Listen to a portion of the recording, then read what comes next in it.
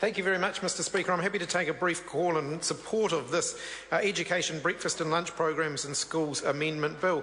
I want to start, though, with the acknowledgement that I don't necessarily think it's the role of schools to be feeding kids, but if kids are arriving at school hungry and then they're not going to be learning. So this isn't an ideal measure, but it is ambulance at the bottom of the cliff stuff, and I would rather that we built the fence at the top of the cliff, but in the absence of that being there, we have to do something. And not doing anything simply isn't an option as far as I'm concerned. I visit schools up and down the country all of the time, and I know just how hard schools work to make sure they create an inclusive learning environment and how difficult it can be when kids are arriving at the school gate not ready to learn. It can place enormous strain on the school, can place enormous strain on the classroom teacher and strain on the other kids. Hungry kids aren't kids who are ready to get on with their learning, and that's actually an easy problem to fix. And why shouldn't we do it?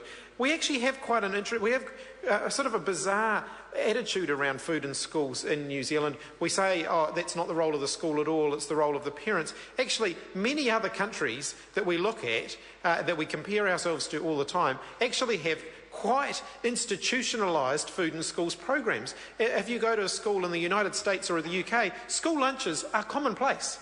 Those schools actually provide their kids with school lunches. Now, there may be some payment involved in that, but it's very standard for the kids to show up at school and be fed at school. Here in New Zealand now, increasingly, we're seeing early childhood services providing food for the kids who are attending those centres. And that's perfectly accepted. It's a perfectly accepted part of sending your kid to an early childhood centre, that they will be fed while they are there. And in doing that, the early childhood services are making sure that they're getting healthy food. They're making sure that they can manage allergies. You know, they can prepare food that isn't going to cause issues for any of the other kids. It's actually a perfectly acceptable and healthy thing. So I'm not sure why there is this sort of ideological opposition to the idea that schools should be providing or could be providing meals for the kids that need them. I think really what we should be looking at we should be looking at this from the perspective that if kids are hungry, let's get on with it. Let's feed them so that the schools can actually be focused on doing what we really want them to do, making sure kids get the best possible education. It's really simple. Hungry kids don't learn.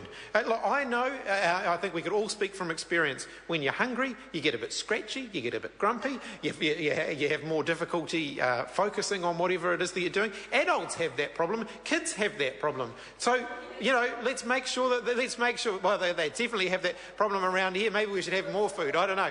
But, you know, I think let's just get on with that and let's deal with the problem. I think one of the things that I have been really interested in seeing around in schools around the country is the response to the Milk in Schools program, because actually some of the concerns that are being raised about this bill were raised about the Milk in Schools program when it was first introduced. Actually, I haven't visited a single school anywhere around the country where they've said that Milk in Schools hasn't worked for them and it hasn't been good for them. They love the program. Now, why should it be that we're reliant on charity for programs like that to happen? Actually, the government should be making sure that things like that are going on. I think it's fantastic that Fonterra putting a bit of money into the Milk in Schools program and putting that support in. Fisher and Paykel are also supporting it by supplying the fridge. It's an excellent program. The milk arrives. The kids actually have a role. They go and pick up the milk, take it to their classrooms. They make sure that more milk is put into the fridge so that the following day there's plenty of cold milk there. They then take the cartons are then collected at the end of the process and taken away and recycled. It's a really good, comprehensive program. Fruit in schools, very, very well supported by the schools in my electorate. They all rave about it. The schools, the principals, the teachers, they all love it. A very good program. But those things, milk, you know, a little carton of milk and a piece of fruit is not enough to get a child through a day. They actually need to have more sustenance than that. If they're arriving at school hungry, we can do something about that.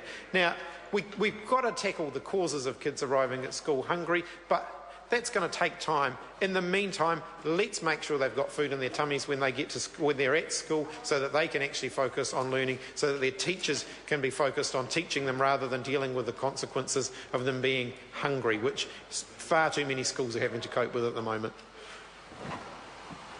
Speaker. Joanne Hayes. Kia ora,